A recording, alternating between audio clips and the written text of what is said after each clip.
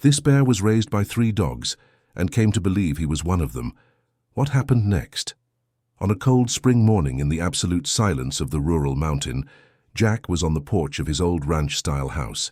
His coffee was cooling. Rapidly in the sharp air, while frost covered the grass and the trees of the nearby forest, whispered to the wind with their trembling branches. Jack, a man already accustomed to solitude, lived in that forgotten corner of the world. His life was quiet, feeding horses, repairing fences, and watching the horizon transform with the seasons, always with a cup of black coffee in his hand. That morning, as he adjusted the collar of his jacket, a strange sound broke the usual silence. A low growl, weak but with a disturbing weight. It wasn't the lament of an injured coyote, nor the whimper of a wild dog. It was something else. Jack left his cup and followed the sound. The crunch of his boots broke the frost on the ground as he advanced. The growl was heard again, now weaker, mixed with a trembling whimper. He quickened his pace. His breath came, out in clouds from the cold.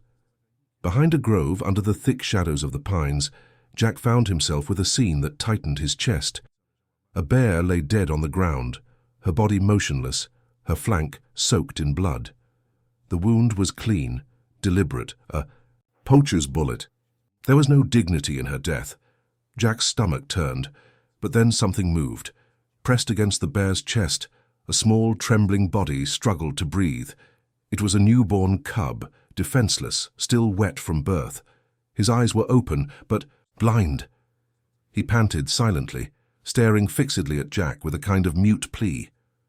Without thinking, Jack knelt down, extended his hands, and took the cub in his arms. He weighed nothing. He felt his weak heartbeat against his flannel shirt. "Poor little one," he murmured. He returned to the ranch with him, protecting him from the icy wind. Inside, the wood stove maintained a warm glow. Jack placed the cub next to the fire, wrapped him in an old woven blanket, and went to look for warm water and towels. When he returned, 3 figures were already in the room. Rex, his old and wise German shepherd, Woody, the golden retriever with a gentle character, and Scout, the border collie always alert. The dog sniffed the cub cautiously. Jack watched in silence. Then Rex took the first step. He approached and began to carefully lick the blood from the little one's fur. Buddy settled beside him, sharing his warmth, and the trembling cub instinctively snuggled against them. Scout, although rigid and attentive, silently accepted the presence of the new member. Jack, moved by the scene, crouched next to the group. "Koda," he said quietly, almost surprised at himself. He remembered having read that name once. It meant friend in some language. "Koda," he whispered to the cub.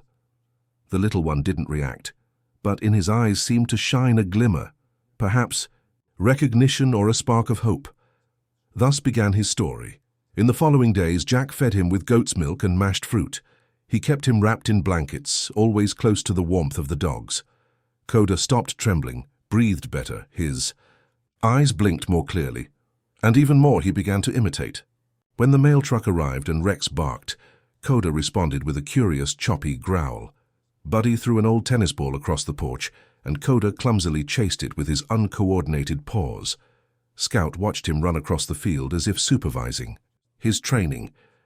At nightfall, the dogs curled up in the warmest corner of the barn. Koda, like one more, settled among them with his body pressed against Rex's side, while Scout watched him closely, always attentive.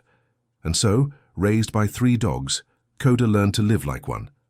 But the most amazing thing wasn't that a bear behaved like a dog, but that the heart of a family could recognize one of their own regardless of species. Jack watched silently, both amused and moved. Koda, with his large body still clumsy, had begun to imitate his canine brothers, even in the most particular gestures. He tried to sit and beg like Buddy, although his posture was rigid and unnatural, loaded with an innocent seriousness that could only come from sincere imitation. When Buddy wagged his tail, Koda also tried it, shaking his rear with all the intention of appearing like one more. The story of the bear who believed he was a dog began to spread. Soon the nearby small town buzzed with comments and laughter. Families came to the ranch to see him with their own eyes. Children laughed heartily while Koda chased squeaky toys, and even the mailman brought special cookies just for him. But among all that joy, Someone watched with special attention. It was Dr. Sarah Chen, the town's veterinarian, a woman of few words and precise gaze. After a week of observing Koda, she finally spoke with Jack. He's experiencing something like species identity confusion. For him, the dogs are his first and only social mirror. Jack nodded. He knew that this went beyond a simple animal eccentricity. Koda didn't just live with the dogs, he was one of them, in the only thing that really mattered, the bond. His identity was being shaped not by his biology, but by the love that surrounded him. And no one questioned it. Not Jack, not Rex, not Buddy, not Scout. That truth was reflected in the small daily gestures, in the way Rex licked his ears when he was afraid, in how Buddy allowed him to steal food from his plate without complaining, or in the long nights when Scout stayed awake by his side, vigilant like an older brother, always attentive. Koda was part of the pack, a brother, a puppy, a companion. Jack, looking at the fields of his ranch, felt a deep certainty that the bear hadn't come into his life by accident. Perhaps he would never fully understand why, but he felt there was a purpose beyond chance, something carefully woven into the threads of the heart. Time passed under Montana's open sky. Koda grew rapidly, his body strengthened, but his heart remained tender, molded by the warmth of his 3 adoptive brothers. By early summer, he had almost doubled in size, but remained a puppy in his soul, stumbling when running, curling up each night next to Buddy with his head tucked under the golden retriever's chin, seeking comfort. He kept trying to howl like Rex, although what came from his throat was a confused howl, more like a deep snore. Jack couldn't help but laugh every time he heard it. The transformation was notable. It all started with small attempts. When the ranch truck came down the gravel road, Koda let out an enthusiastic snort, his version of a bark. When Buddy ran after a tennis ball, Koda followed with all his energy, although he always miscalculated the bounce and ended up falling. Still, he trotted back with the slobbered ball between his huge jaws, proud as a champion. When Scout jumped to catch a frisbee or chased butterflies across the field, Koda followed him noisily like a small runaway tractor. The ranch vibrated with that strange harmony, and Jack, always serene, let everything flow. He didn't try to correct him or force him to be what nature had intended. He just watched with an open heart as that cub learned to live between 2 worlds. At night, Koda curled up against Rex, breathing to the rhythm of the old shepherd, increasingly slow and rigid. Buddy, beside him, stretched out a paw that was no longer bigger than Koda's, and when Scout stood guard at the edge of the field with his gaze fixed and body tense, Koda sat next to him, panting as if he perfectly understood what it meant to be alert. The days passed, and the story of the bear who believed he was a dog spread like a prairie fire. Children came from neighboring counties to see him. They laughed when Koda sat sideways like a poorly trained dog and clumsily raised his front paws to beg, while his huge rear remained misaligned at a comical angle. And yet, in each of those gestures, in each imperfect imitation, there was something deeply real: love, belonging, family. Because although he had never barked like a dog nor walked like one, Koda had learned the most important thing from them: how to love like one. The local mailman had become part of the show. He brought special treats, and now threw them from his truck window while laughing at seeing Koda run after them as if he were a golden retriever disguised as a bear. The ranch had transformed into a place full of small wonders, a pilgrimage point, a silent miracle hidden among the prairies. But not everyone saw it with the same lightness. Dr. Sarah Chen, always serene, stood one afternoon next to the fence with her arms crossed, watching silently while Koda ran in circles in the distance. Scout and Buddy chased a leaf dancing in the wind as if it were prey. Jack approached her, wiping his hands on a rag with the persistent smell of hay and horses impregnated in his shirt. "He's thriving," he said quietly. Sarah didn't respond immediately. She had her brow furrowed and her gaze concentrated on Koda. "He's not just imitating them," she finally said. "He believes he's one of them. It's not just learned behavior, it's his identity." Jack followed her gaze. Koda was digging next to Buddy in the orchard with his nose buried in the earth and his big paws throwing heaps into the air. "He's using the dogs as a mirror," Sarah continued. They're his only social reference. For him, that's family, that's belonging. He's never seen another bear. He has no idea what he should be. Jack nodded slowly. That truth already lived inside him, although he had never put it into words. Koda didn't just share life with the dogs, he lived like one of them. He barked when he got scared, threw himself on his back asking for affection, and when he got excited, he tried to move his rear. As if he had a tail, balancing his humps with a comical and endearing effort. There was something heartbreaking in his sincerity. And yet, in Jack's mind, a disturbing question began to form. What would happen when Koda finally encountered another bear? Would he recognize it? Would he be recognized? The answer came one afternoon in late summer. Jack was cleaning tools when Scout let out a sharp bark. It wasn't one of play, it was a warning. Jack straightened slowly, feeling his joints protest, and Buddy stopped mid-sip at the water trough. Koda came out of the barn like an exhalation, with heavy but enthusiastic steps, ready to join whatever was happening. But what he saw at the edge of the forest stopped him dead, just like all the others. An adult bear, a huge male with dark fur and dilated eyes, stared fixedly at the ranch. Koda didn't growl, didn't retreat. Instead, he emitted a long, strange, shrill howl, a sound that belonged neither to bear nor dog, something undefined that made the other animal blink in bewilderment.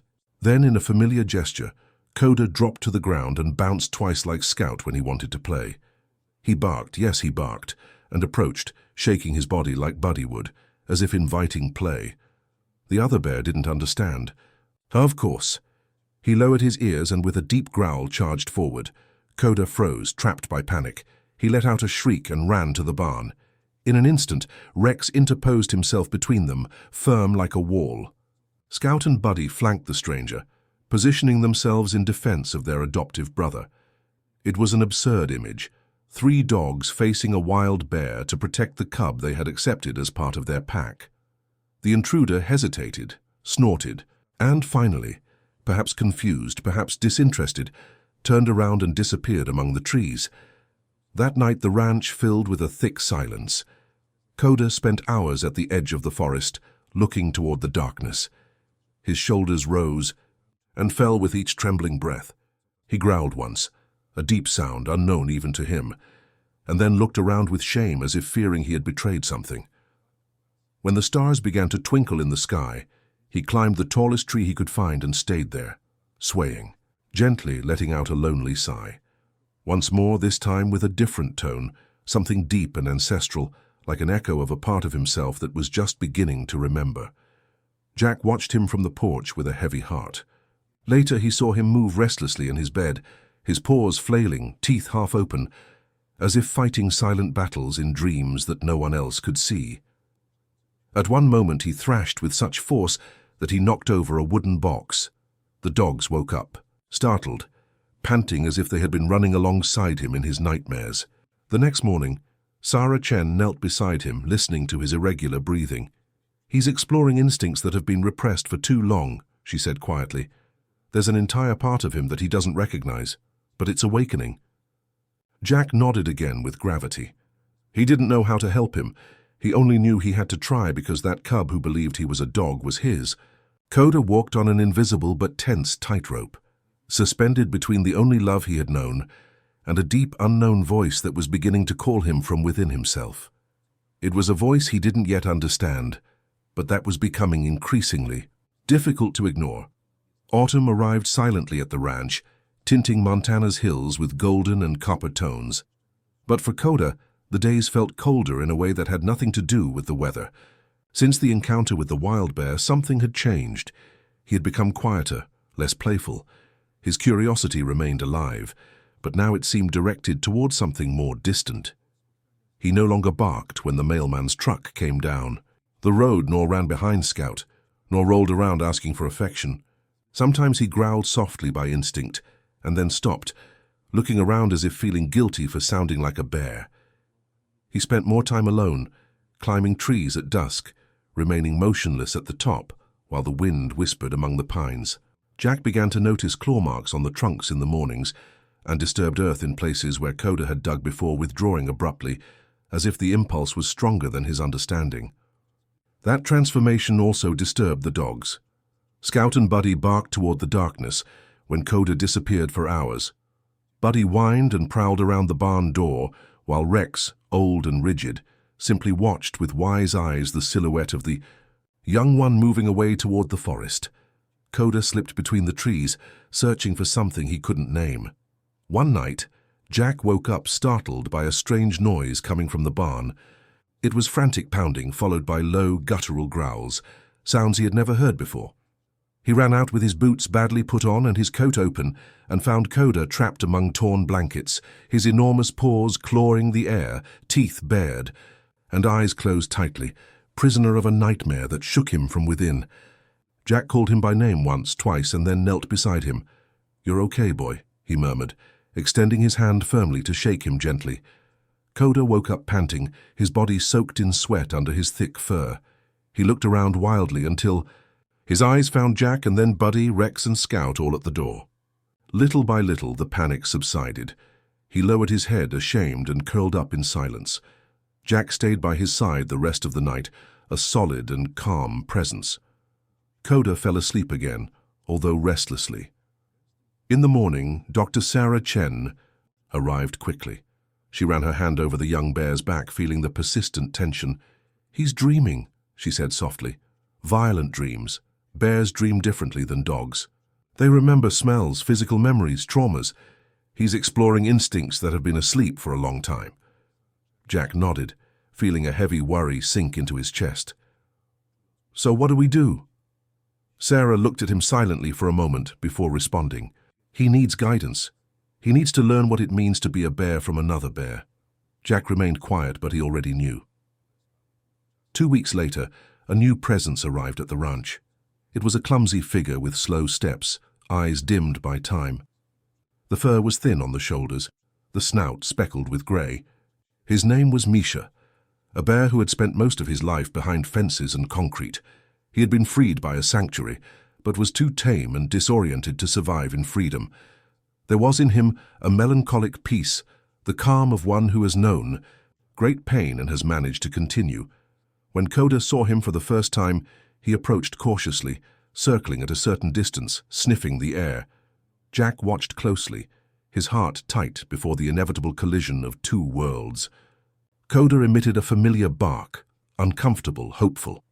Misha didn't respond, just lowered his head and took a few slow steps toward him. Then he waited. Koda barked again, bouncing slightly as if inviting Buddy to play. But seeing that Misha didn't reflect his enthusiasm, he seemed confused, even lost. The silence disconcerted him. Then Misha leaned forward and smelled the young bear's forehead gently. In the days that followed, Misha began to teach him another way of living. He showed him how to rub against tree bark to leave his scent, how to dig shallow burrows to cool off, how to use low growls not as a threat but as language. Koda had difficulties. His movements were too fast, too playful, but little by little, knowledge passed between them. Jack watched them with amazement, especially when Koda stood next to Misha at the edge of the forest, imitating his posture, growling in low tones toward the wind. Something in him was awakening, but Koda never abandoned the other half of himself. At night he returned to the barn and curled up next to Buddy. From time to time he licked Scout's ears as he always did, and when Rex panted in dreams, Koda lay down next to him in silence. He was a bear, but he was also his family. One day, while Jack gently wrapped his arms around Koda's worn body, something happened that forever sealed the young bear's double identity. Scout, always curious, was chasing a squirrel through the brush when he inadvertently startled a lynx. The swift and silent feline pounced with its sharp claws, immobilizing the dog in a matter of seconds. Scout let out a sharp cry. Jack, who was far away, barely managed to hear the scream, but he wasn't the one who arrived first. Koda burst into the scene with a new, unprecedented sound that was neither a bark nor a roar, but something fierce, visceral, primitive. His eyes burned with fury. He launched himself against the lynx with all his weight, and the impact sent the predator flying, screeching, before disappearing among the forest shadows. Jack arrived moments later. He found Scout injured, trembling, and Koda standing over him, panting with big eyes full of fear and love. That night, Koda didn't return to the barn. He stayed under the apple tree, curled around Scout, his enormous body protecting him from the cold.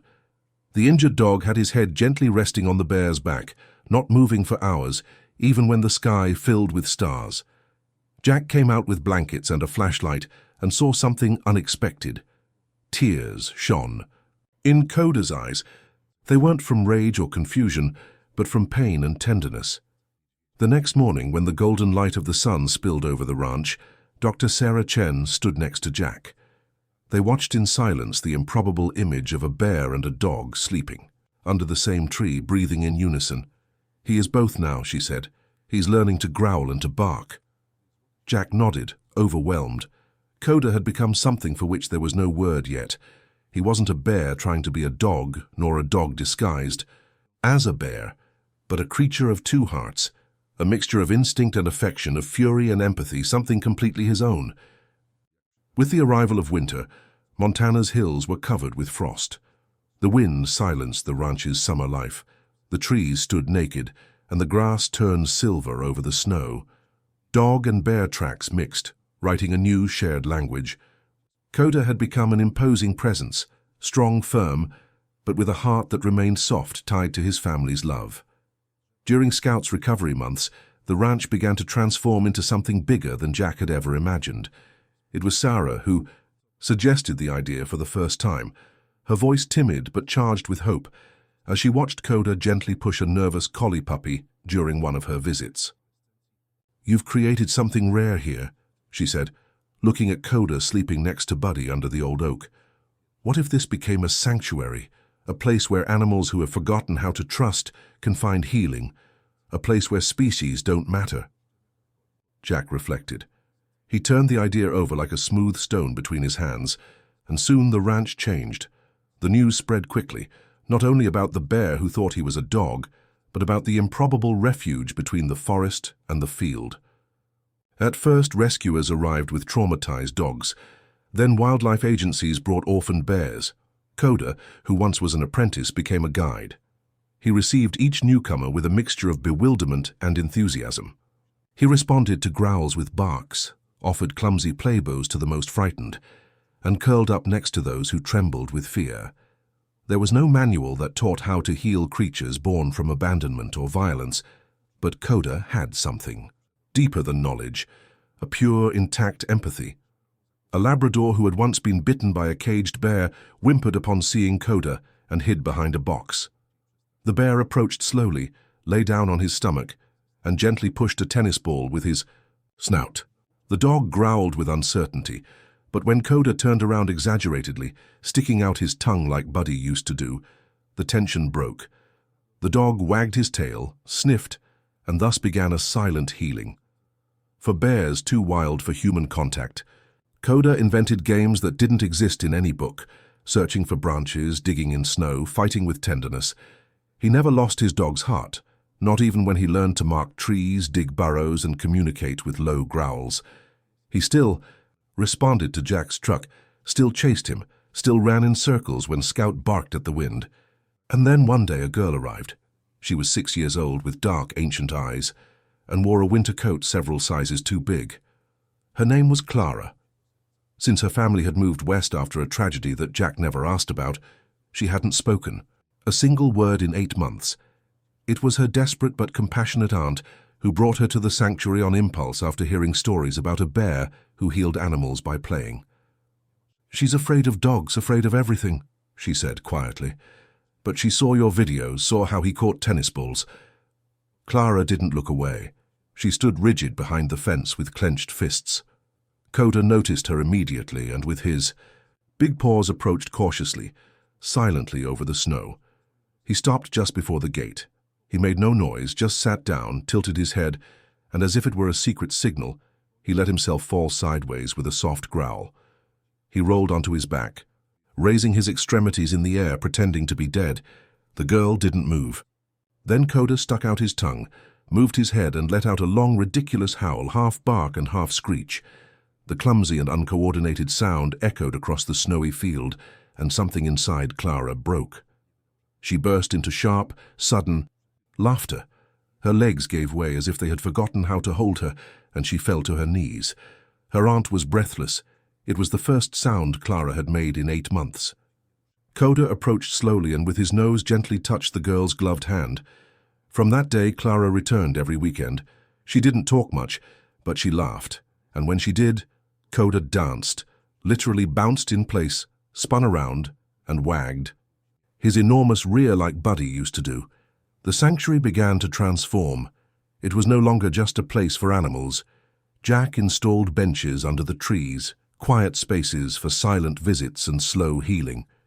Veterans with post-traumatic stress, disorder came to watch Koda groom a trembling puppy. Children on the autism spectrum found in him a friend who required no words. Even Sarah, hardened by years of emergencies and losses, confessed once while brushing Misha's fur, "This place feels like a second heart." And then came the day no one expected. Rex, Jack's oldest companion, lay under the porch, his snout already white with age, breathing with difficulty. Koda, who was now taller than Jack's shoulder, approached silently, as if he knew what the others couldn't yet accept.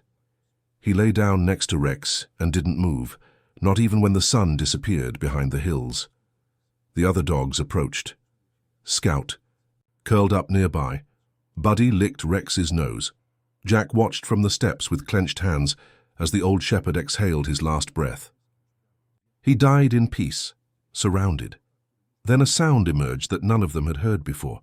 It wasn't a bark, nor a growl, nor a howl. It was a lament, a deep and heartbreaking sound, as if it sprouted from the chest and pierced through the snow like an ancient, formless lament. Jack would say later that it was the sound of a soul breaking and rebuilding at the same time. Koda remained by Rex's grave for 2 days. He didn't eat, didn't play. On the 3rd morning, he got up slowly and walked toward the field where Scout and Buddy waited next to a group of newcomers, including 2 nervous puppies and a small fox. Koda didn't bark, didn't growl. He just sat beside them, and in that moment the pack moved. Weeks later, it became clear that a new leader had emerged, not one who imposed with force, but who guided with love. When they brought a trembling and lonely orphaned bear cub, Koda approached without making a single sound. He didn't wag his tail, didn't spin or make an exaggerated gesture. He simply lay down in front of the little one and pushed an old, chewed tennis ball toward him. The 4. Cub looked at him, blinked, and then touched the ball with a shy paw. With that single gesture, Koda did again what he did best: transmit the lesson that had defined his life. That family didn't need to be the same species, just the same heart. That winter, snow fell soft and constant, covering every field and every tree with a reverent silence, as if the earth itself understood the miracle unfolding within the sanctuary's fences. Life there pulsed with warmth even in the cold. Fireplaces crackled in the lodge, where volunteers gathered to write reports or drink coffee. Straw-lined kennels offered comfort to newly arrived dogs, and small dens by the forest provided safe refuge for bears seeking their balance between instinct and tenderness. The heart of it all was Koda.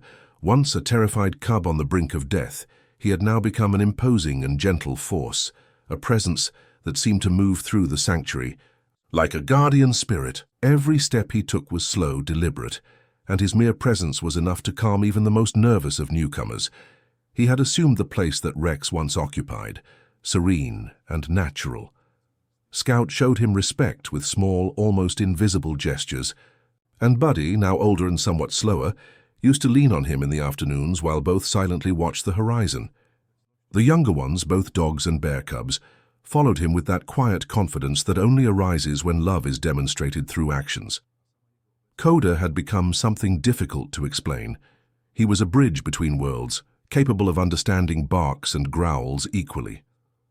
His days were filled with moments that defined who he was. He greeted the mailman with a soft bark and tilted head to accept the typical cookie. He taught a shy black bear cub how to dig a den for winter. He played fetch with Scout until the snow was covered with tracks, and then he curled up next to a traumatized dog who couldn't sleep alone. He no longer needed to choose between being the bear he was born or the dog he was raised to be. He simply was both. There was no manual for running a sanctuary of misfits and orphans, but Koda did it without needing rules or authority. He did it with empathy. When a young golden retriever trembled at the smell of a wild animal, Koda approached calmly, letting him sniff his fur and feel his warm breath until the fear vanished. If an orphaned bear cub cried at night, Koda lay beside him and pressed his body against him until sleep returned. The animals taught each other much more than humans could teach them, and Koda was the center, not because he demanded it, but because he deserved it. Jack, who had built the sanctuary with his own hands, also changed. His previously silent and solitary life had been interwoven with purpose.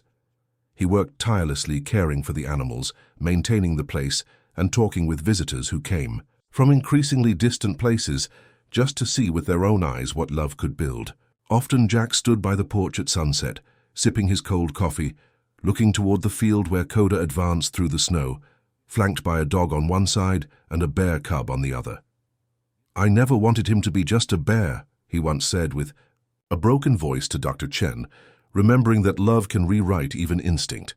The same Dr. Chen who used to talk about the risks of imprinting and identity confusion now spent her weekends at the sanctuary voluntarily, no longer questioning Koda, but celebrating him. And then came the moment that would seal Koda's place, not only in Jack's life, but in the lives of all who believed in miracles. A girl arrived, small, thin, with a face that seemed to carry a burden too heavy for her age. Her name was Lucy, and since the accident that took her parents, she hadn't spoken again. She lived with distant relatives who didn't know how to reach her. She was afraid of animals, especially large ones, and refused to approach the sanctuary. But one day, from afar, she saw Koda playing with a ball. He wasn't exactly chasing it, but stumbling with it in an exaggerated way, as if his paws were too big for the game. His rear moved with a wide and graceful rhythm. When he caught it, he threw himself on his back in the snow like a lazy rug and let out a sharp and off-key howl. Lucy laughed. It was a soft sound, so faint that her aunt barely heard it, but Koda did. He raised his ears, turned his head and looked directly at her. Then he approached to a certain point, sat down and lowered his head without making a single sound. Lucy took a step toward the fence. She didn't speak, but touched the wood with her hand. Koda responded by pushing a tennis ball toward her with his snout. She bent down and picked it up. From that day, she returned every afternoon, getting a little closer each time. One day, she sat next to him in silence. Another day, she combed his thick fur with soft bristles. And one snowy morning, when Koda dropped the ball at her feet, Lucy whispered a word. It was the first in a year. From then on, words returned like birds perching on her soul. Her therapist called it unprecedented. Her aunt called it a miracle. Jack simply smiled, looking at the one who never left his side. The legend of the bear who believed he was a dog began to expand beyond the county, beyond the state. It was shared on social networks, mentioned in veterinary clinics, whispered in classrooms and therapy circles. But those who arrived seeking a spectacle found something deeper, a lesson in coexistence, patience, unconditional love, of how to love something enough to find it right where it's not expected. Often visitors stopped in front of a bronze plaque, just under a carved image of Koda's wise and broad face. They read the inscription that Jack wrote with trembling hands, the day the sanctuary received non-profit organization status. Family doesn't need to be the same species, just the same heart. That year, snow fell harder than ever, but no one cared. Inside the sanctuary, warm fires burned. Dogs barked happily, bear cubs played among the mounds, and at the center of it all was Koda, watching, guiding, healing, and from time to time, howling off-key at the wind with an exaggerated wiggle of his entire rear.